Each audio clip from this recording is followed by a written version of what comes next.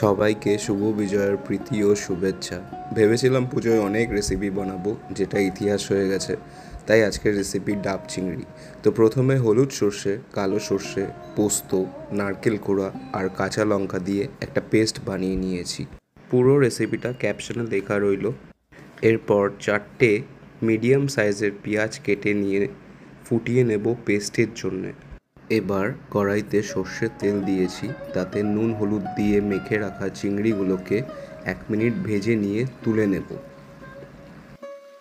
এই সেম তেলে অল্প নারকেল কোড়া, সেদ্ধ করে রাখা পেঁয়াজের পেস্ট আর আদা রসুন বাটা দিয়ে কষিয়ে নেব তেল ছাড়া অবধি।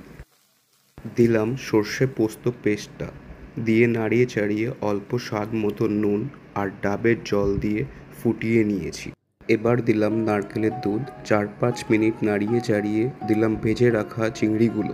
এবার ডাবের মধ্যে চিংড়িগুলো ভরে অল্প ডাবের মালাই, সামান্য সর্ষের তেল আর চেরা কাঁচা লঙ্কা ওপর দিয়ে দিয়েছি।